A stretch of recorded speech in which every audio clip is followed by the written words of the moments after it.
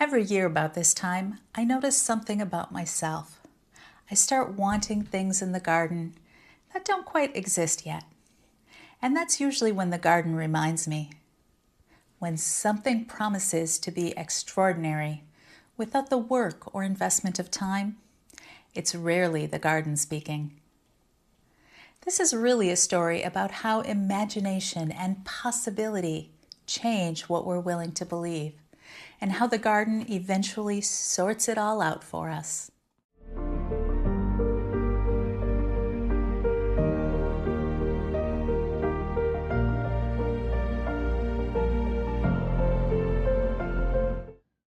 Before we go any further, let me introduce myself.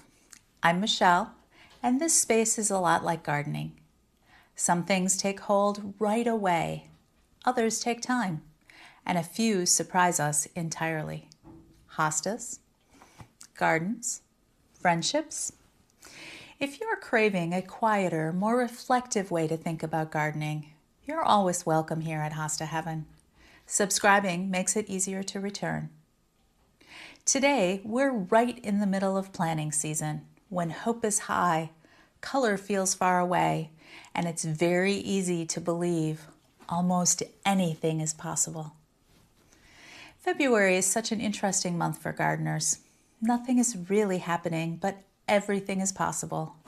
Seed catalogs, they begin to stack up. Screens glow late at night as we're scrolling through what's possible. And we start imagining gardens that feel almost cinematic compared to the gray outside the window.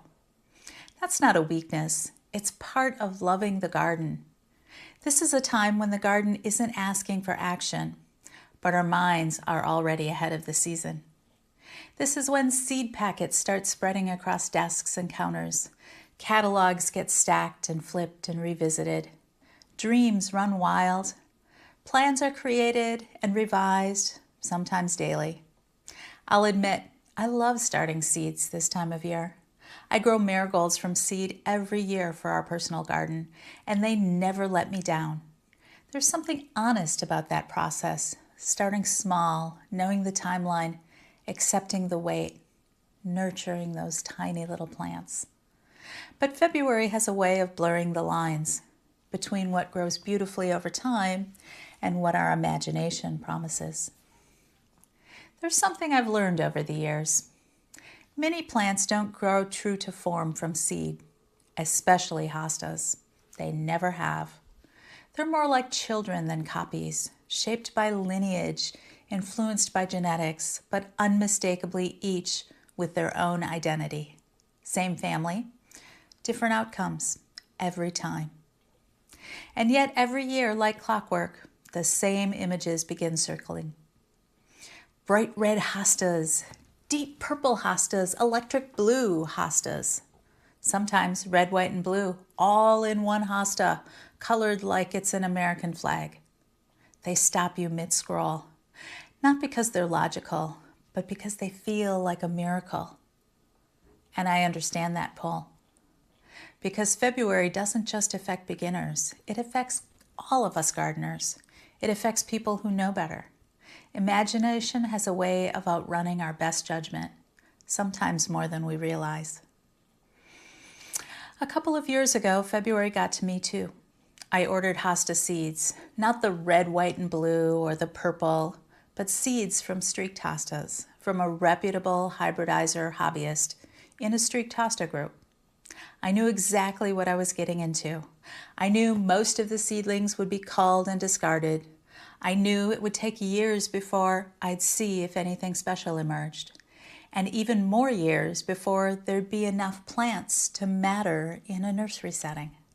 Still, the possibilities were intoxicating.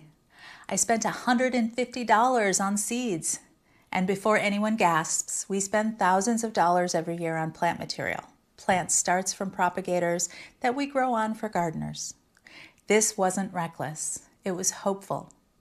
The seeds arrived in little brown envelopes, one for each variety, taped to a plain white sheet of paper, folded neatly into an ordinary business envelope.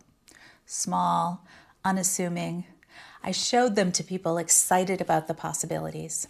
My husband, who does all the growing, thought I was a little crazy.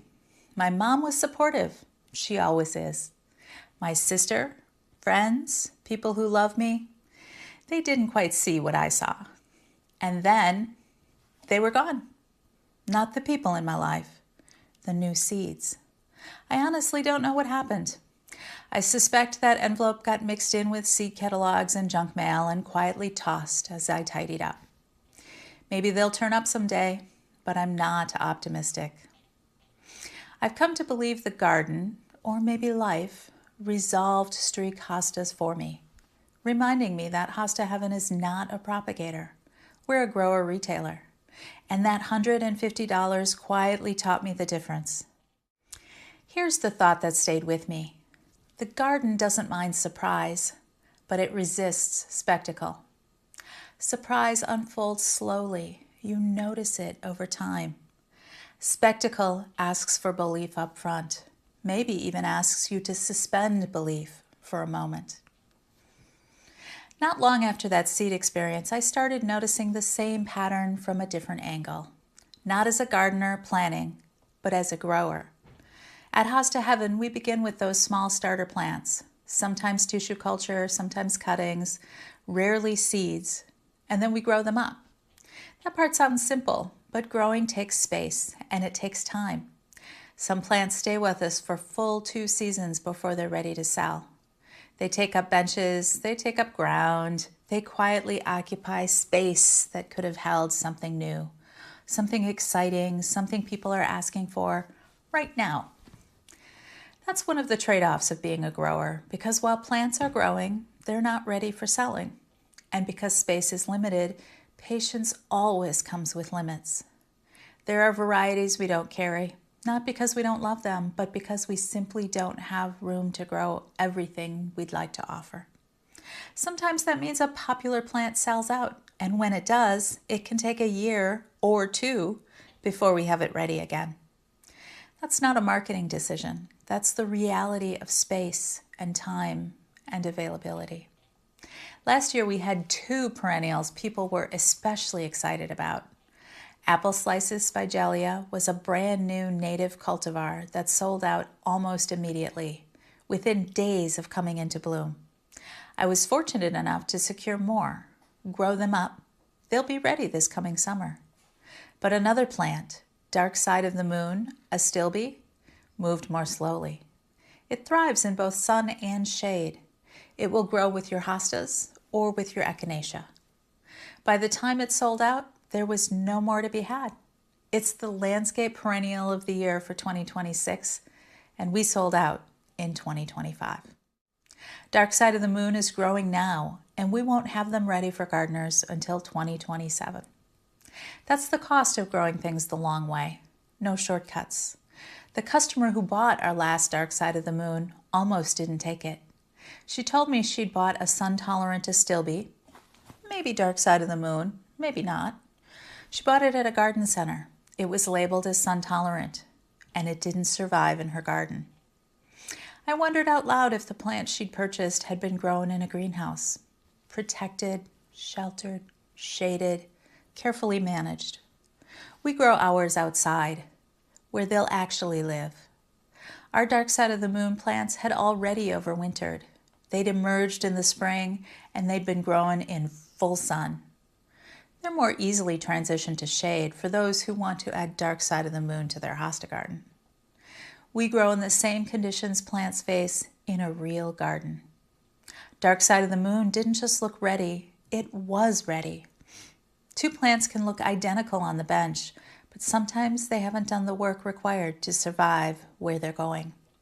And that difference shows up, not right away, it shows up later. When the conditions change, when protection is removed, when reality arrives. The garden has never been rushed. It's brilliant, but it's not fast to brilliance. Every remarkable hosta, perennial, or shrub we grow comes from time, selection, patience, and restraint. None arrive as a miracle, a quick fix. None suspend reality.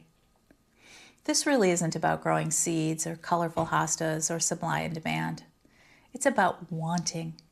Desire can sharpen unexpectedly. Patience feels short. Certainty seems urgent. There will always be something or someone willing to sell that feeling to you. The garden answers in a different way. I've noticed this pattern doesn't stay in the garden. It shows up anywhere we feel behind, anywhere waiting feels inefficient, anywhere the process starts to feel like an obstacle instead of the point. The garden just happens to be honest enough to expose it early. It doesn't rush to reassure us. It doesn't dress itself up. It simply shows over time what is real, grounded, and honest. I've learned to trust the garden. It tells the truth when it asks for patience, attention, and humility. If something asks me to suspend judgment in exchange for spectacle, saturated color, lush growth, larger than life, too good to be true, I pause, not with suspicion, but with discernment. If the garden is where you contemplate what life reveals, you're always welcome here at Hosta Heaven. Until the next chapter in the Hosta Garden.